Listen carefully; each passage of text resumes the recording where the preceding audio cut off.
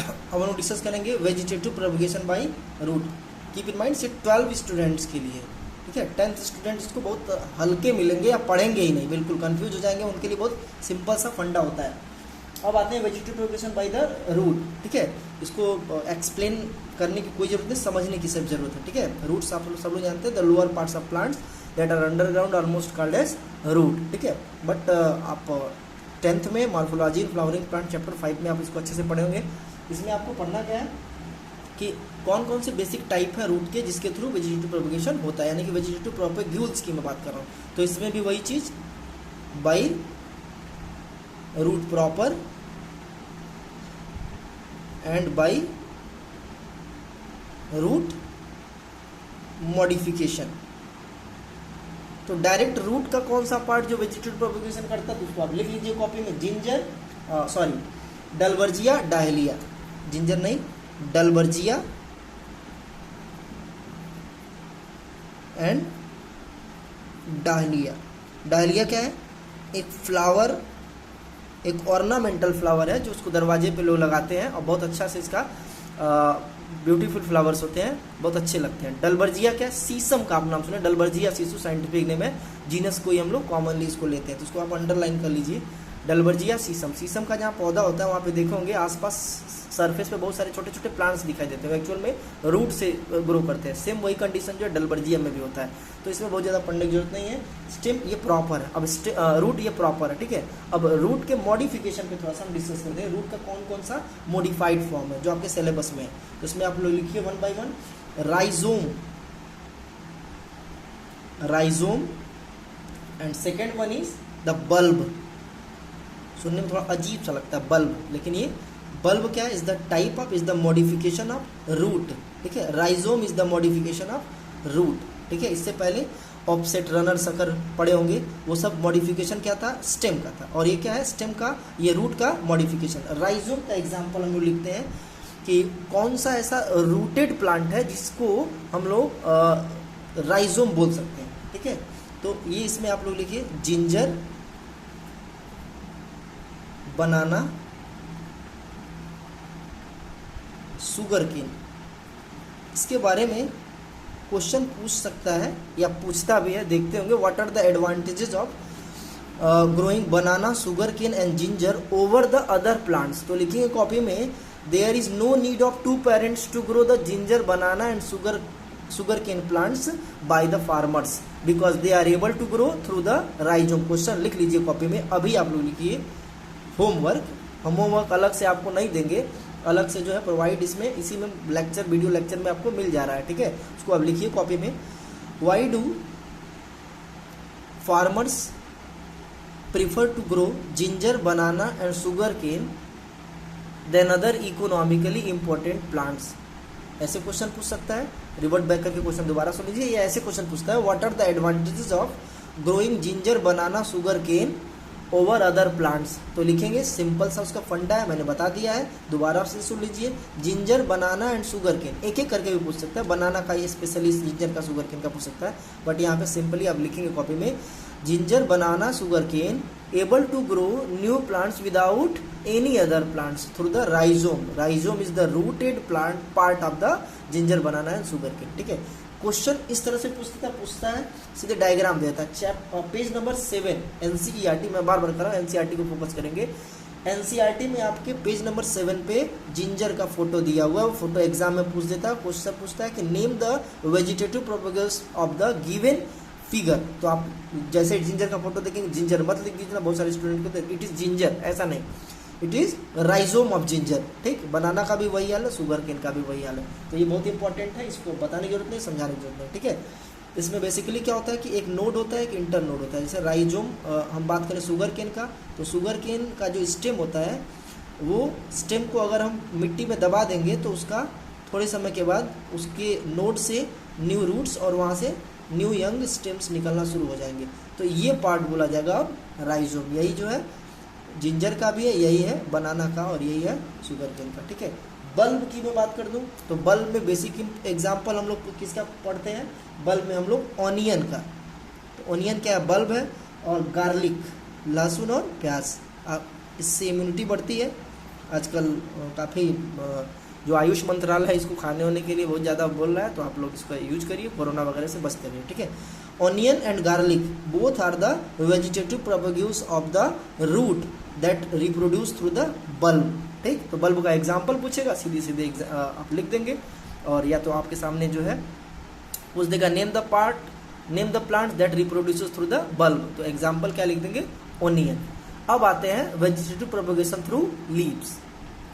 Vegetative propagation by leaves, example आपको क्या मिलेगा, छोटी क्लास से पढ़ते आ रहे हैं, begonia and bryophyllum, begonia and bryophyllum, ठीक है।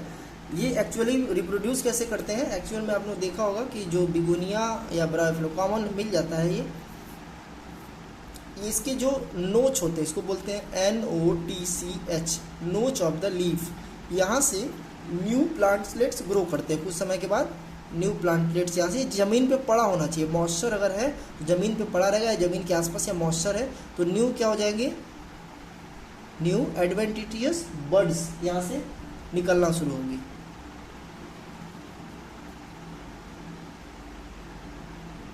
न्यू एडवेंटिटियस क्या निकलेंगे, बर्ड्स। ये कुछ समय के बाद प्लांट से सेपरेट आउट हो जाएंगे और क्या बना लेंगे, न्यू प्लांट्स बना लेंगे, ठीक है, यानी कि क्लोन्स ही होते हैं। तो क्या लिखेंगे, the adventitious buds of some plants that grow from the notch of the leaf is called, that grow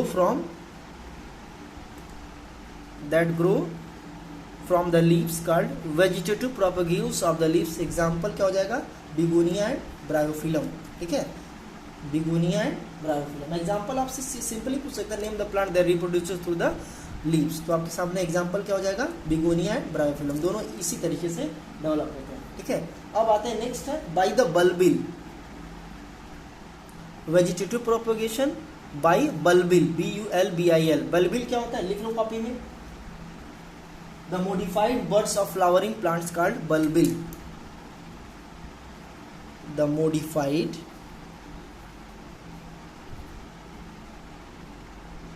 birds of flowering plants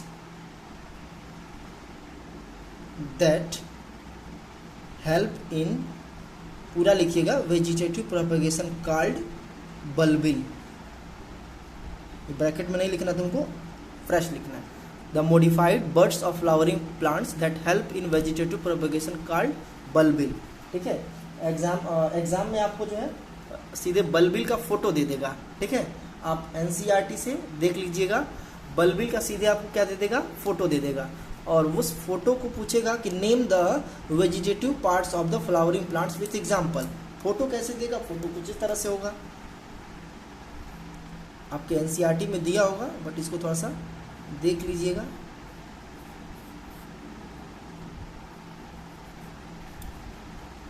इस तरह से कुछ फोटो होगा, वहाँ पे NCERT में आपने देखिएगा, वहाँ से समझ में आ जाएगा, ठीक है। तो होगा क्या, एक्चुअल में ये बल्बिल है, ये मॉडिफाइड बर्ड्स है, बर्ड्स क्या होते हैं, फ्लावर के पार्ट्स, लेकिन ये फ्लावर बनता नहीं है एक्चुअल में, इसी से न्यू प्लांट्स बन जाते हैं। तो ये आपका पूरा का पूरा कोर्स स्ट्रक्चर खत्म हो गया है। अभी आपको आर्टिफिशियल प्रोपेगेशन पढ़ना, नेचुरल पढ़ा था, अब आर्टिफिशियल आते हैं।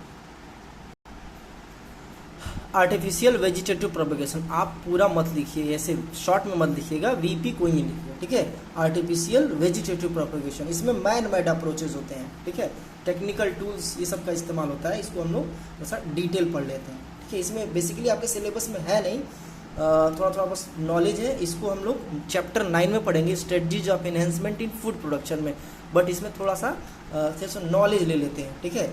इसमें बेसिक की पॉइंट्स क्या हैं, कटिंग, ग्राफ्टिंग, GRAFTING, ग्राफ्टिंग,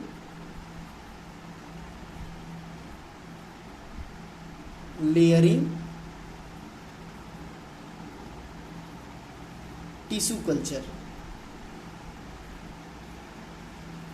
ठीक है। ये आपका सबसे ज़्यादा इंपॉर्टेंट है, लेकिन ये किस लेसन में है, चैप्टर 9 में, वहाँ पे आपको डिटेल बताया जाएगा, ठीक है। अभी आप एक एक करके सारी चीज़ों के बारे में पढ़ लीजिए। कटिंग क्या होता है? Simply separation of the lateral stem from plants in order to grow new young one called cutting. लिख लिया? Separation of lateral parts of main plants from the parental parts in order to grow the new young one called cutting. यानी कि सीधे से हम main plants के lateral branches को काटा, जमीन में उसको ग्रो कर दिया और न्यू यंग वन पैदा हो गया, तो इसको हम कटिंग बोलते हैं। एग्जाम्पल में rose, drumstick, sugar cane etcetera. Sugar cane तो नहीं होगा, वो नेचुरली अगर शुगर केन कट रहा है तो वो क्या है, वहाँ पे राइजोम के थ्रू हो रहा है, लेकिन शुगर केन को काट के अगर लगा रहे हैं तो वो कटिंग में आ जाएगा, सिंपल। ठीक है, अब आते हैं ग्राफ्टिंग। ग्राफ्टिंग में क्या होता है कि प्लांट्स के दो पार्ट को हम लोग सेलेक्ट करते हैं।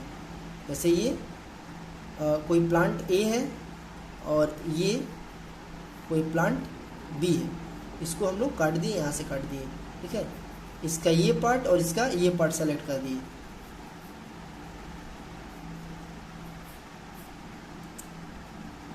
ये पार्ट बी का है और ये पार्ट ए का है। इस वाले पार्ट को बोलेंगे सियॉन और इसको क्या बोलेंगे? स्टॉक। ठीक है, अब आते हैं कि ये थोड़ा सा इसमें डाउट ये होता है, ये ग्राफ्टिंग है, इसको जोड़ देंगे, इसको बाद में बांध देंगे, टाई अप कर देंगे, न्यू यंग वन पैदा हो जाएगा। अब ये आते हैं कि इसमें जो न्यू यंग वन बनेंगे वो जेनेटिकली मॉर्फोलॉजिकली सिमिलर होंगे कि डिसिमिलर होंगे। ध्यान सुनो, अगर ये मैंगो का प्लांट है और बी भी मैंगो का प्लांट है, वैरायटी दोनों का सेम है, तो ये सेक्सुअल रिप्रोडक्शन नहीं होगा, एसेक्सुअल रिप्रोडक्शन होगा। ठीक है, और न्यू यंग वन जो है क्लोन्सी होंगे। ठीक है, पेरेंट्स अलग अलग आ रहे हैं, बट यहाँ पे जो है दोनों टोमेटो का ही है, तो क्लोन्स की तरह से बिहेव करेंगे। लेकिन ये जो है वो अगर टोमेटो है और दूसरा क्या है, पोटैटो है, तो क्या हो जाएगा, ये पोमैटो, नया टर्म में बता रहा हूँ, पोमैटो। ठीक है, यानी कि वैरायटी अगर दोनों का अलग अलग है तो ये सेक्सुअल रिप्रोडक्शन की तरह से बिहेव करेंगे, और ये क्या हो जाएगा, ये क्लोन्स तब नहीं रह जाएगा। तो आप इसको थोड़ा सा डिटेल घर पे लिख लीजिएगा। अब आते हैं लेयरिंग। देखो लेयरिंग में क्या होता है, ये लेयरिंग में हम बेसिकली क्या करते हैं कि प्लांट्स में फ्लेक्सिबल पार्ट सेलेक्ट करते हैं। Selection of flexible aerial parts of plants.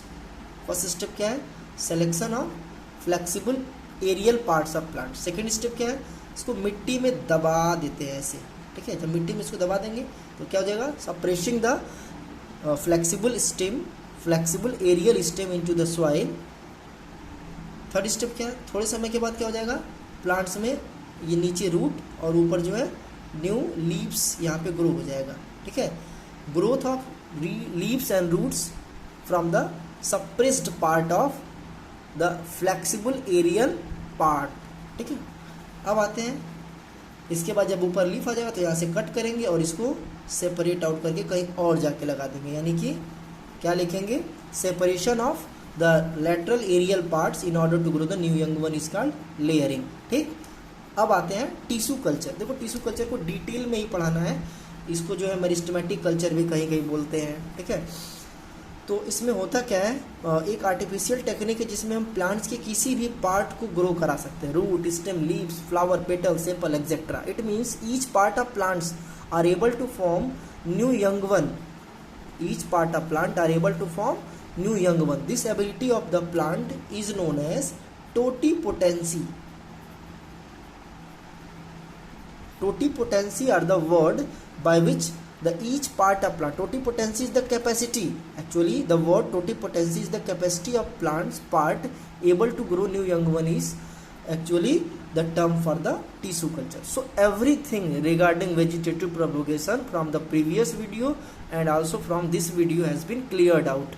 ठीक है, इसको आप एक एक करके नोट्स बना लीजिएगा। आपको नोट्स मैं प्रोवाइड भी करा दूंगा, हैंड रिटेन नोट्स आपको प्रोवाइड हो जाएगा एक दो दिन में। बस आप थोड़ा सा अब रफ कॉपी पे इसको अभी नोट्स बनाते रहिए। ठीक है, और उससे मैच कर लीजिएगा। Understand, next will be the sexual reproduction, next heading will be the sexual reproduction.